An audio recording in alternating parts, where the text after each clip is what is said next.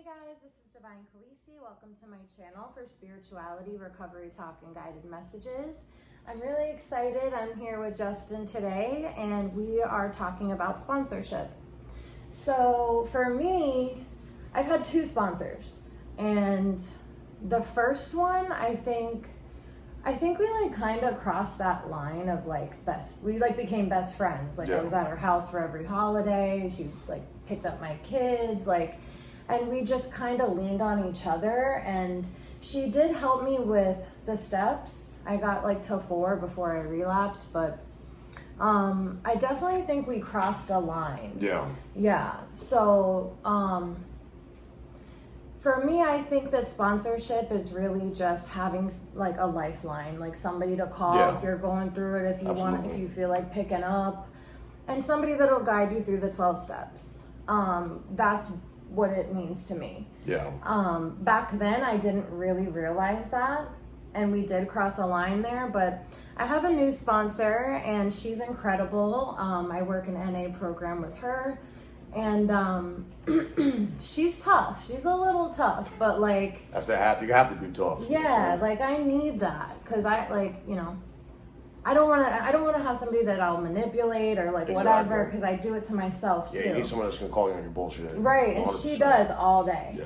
So this is Justin, and he's going to tell a little bit about his experience and his strength and hope. My name's Justin. I'm an alcoholic and an addict. You know what I mean? For years I've been struggling with addiction. I finally just came up to the point that I was just tired of living like this, you know what I'm saying? After having a heart attack, and after all the years of cocaine and alcohol abuse and being sick all the time, and waking up just to drink to be normal, not to have DTs or have seizures. Came to the point when everybody wanted me to always change, but I never was ready to change yet. And I believe that people pushing people to change, people don't change until they're ready to change. Right. So I had to actually go through all this shit and experience all this shit that I went through, be in the mud for this long, to actually feel my way out, to know that it's my time to change when I was ready for it. Right. And I'm on 8 months of sobriety right now. Amazing. Yeah, working with other men. I have H&I commitments. I bring in meetings. I speak at multiple treatment centers. I chair at meetings. I'm very active in the AA community, because you know why? If you don't fucking stay active in this shit, we start losing to what we were grounded to. Right. And a lot of people in these programs, they steal from the program. And what I mean by that is, they go sitting there, all they do is fill up a chair. They put the dollar in the basket, they fill up a chair, they put their hand up and try to tell you how this saved my life. Now I have a yacht and a speedboat and a helicopter. No, this shit's not like that for most people, you know what? Yeah, no kidding. For most people like me, we had to hit pure desperation. We had to hit a full bottom to actually realize that we need this recovery, and this shit's not going to come. These steps don't walk themselves. So, I had to walk these steps with, like you said, I had a really tough sponsor. Yeah. Who I stay in contact. I actually met with him earlier this morning today around 7:30. And he's a great guy, you know what I mean? He's a tough guy. He calls me my bullshit. He doesn't let me slack off in the beginning. And he took me through the steps. And to the point now, I'm actually sponsoring other men. That's amazing. Yeah. Yeah. And it's been a journey, I'll tell you that much. But you have to have somebody that's not going to chase you. Yeah. That's where I learned how to sponsor people, through somebody that was sponsored by the traditional rules. And that's how I'm doing it now. I don't chase the fucking people. They need to call me. They have some assignments to do. They need to have it done. Yeah. For the first week and a half, I have them call me every day at 5:30 if their schedules allow it. If they're not on the clock, they need to be calling me at 5:30 or 5:40, no later than that. Yeah. They have to show some sort of worth and some sort of effort that they're going to put in to match my energy that I'm putting out. 100%. Yeah. So if they're not going to match my energy, I part ways with them. Because if they're not calling me every day for the first week and a half, and they're not able to meet with me once a week, usually on Sundays, and come to the meetings, if they're not on the clock, there's no excuse for me. Yeah. I went out of my way multiple times to go speak at treatment centers when I was very fresh in sobriety.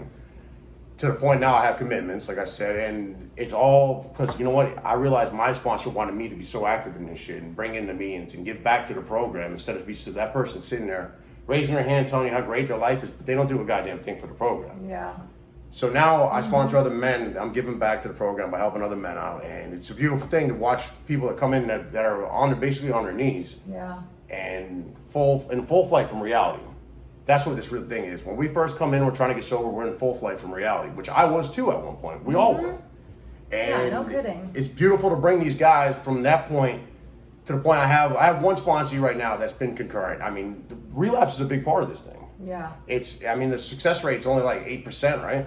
Yeah. So relapse is a big part of it, but relapse doesn't define who we really are. What defines us is how fast we pick ourselves up from these Yes. relapses. Yeah. And a lot of people don't want to hear this shit, but that's how these programs stay open. That's how the doors stay open. That's how the treatment facilities stay filled. Because relapse is so high. There's so many new drugs that are taking people out here now. It's that crazy. it's crazy. Yeah. And it's an epidemic. But you know what it is? People don't have the right guidance around them, or they're weak-minded, or they don't have people to call them on their shit. Yeah. So my guys call me. I have one sponsor right now that calls me every day and speaks. It's very active with me too. He comes to my home groups, which is a big thing too. I make sure that they have these grounded meetings. I make them become a member of my groups or a group that they like. Because you know what? No, we don't all like the same groups, Right. the same networking. Yeah. So there's something out there for everybody. There's an ass for every seat, and there's a seat for every ass. Is how I feel. Absolutely. And taking my one guy through the steps right now. I've had other sponsors and they fell off. I have another one that I'm working with right now that's fresh out of prison. So I mean, he's not really ready for me. Like he's still in very defensive mode right now, and I understand because he's coming from that background. Yeah, you have to be that way in there. Exactly. Yeah. And he's going to be a little difficult challenge if he sticks with it, because you know a lot of people don't realize they get hurt and upset that their sponsees aren't calling them every day, that they're falling off. But this is a big part of this, and you have to realize these sponsees most of them are going to go back out, and we can't help that. We can't be chasing them down. Sometimes they have to hit the rock bottom, be in that pure zone of desperation to realize what they need to do. Yeah. And they have to lose everything and burn their life to the ground and then finally realize it. So I'm real quick to tell somebody, this shit ain't working with you. If you don't do it this way, it's not going to work. Your energy's not matching mine. And you know what? You have to be tough with these people because they're in full fright from reality. And it's very tough for a lot of people, but you have to become numb at certain points about certain things. You do have to have compassion, yes, but you can't be chasing these people around. Yeah. You can't let them manipulate you, because you know what? If they're doing that, you're not helping them. No. You're enabling their bad. Exactly. them. Yeah. So Yeah. tonight I'm chairing at a meeting. I'm actually having my sponsor meet me there. He's actually speaking for me for the first time this Monday at one of my commitments. That's amazing. And yeah, so I bring these young men through this program. I sponsor people. I mean, I only sponsor men, which it should be. Women should sponsor women. Men should sponsor men. I agree. There shouldn't be any intermingling in that stuff. I mean, the rooms are fucked up enough as it is. We don't need to be bringing more stuff into them. Yeah. It's suggested for a reason. Yeah, exactly.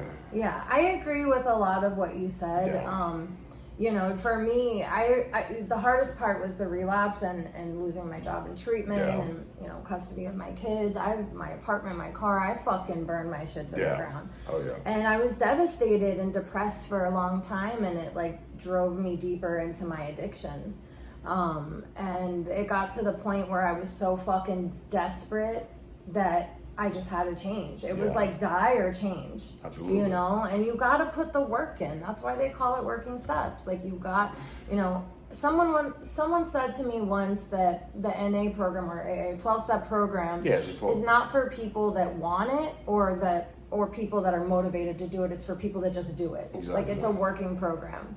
And you know, just another little tip that I would suggest that was suggested to me is when you first go to a meeting, or if you're out of treatment or whatever, raise your hand, just say you're new in recovery, I need help, I need numbers, you know, women. Any way to start speaking.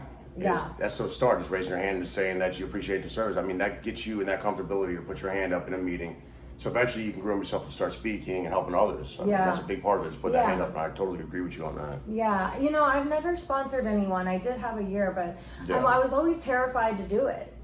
Like, I think I was scared to do it because I don't, you know, I've lost so many people that I know that I would be devastated if I did sponsor someone. Yeah, and if, you know, but like you said, that you got to give back to the program that, you know, saved our life, and you got to protect your clean date. Like it's your life, because you don't have one without it. Exactly. You know what I mean? So I want to thank Justin for coming on and talking about this today. And if you guys have any issues or struggling with anything, just put it in the comments or DM me and we'll figure it out. Thank you. Thanks. Bye.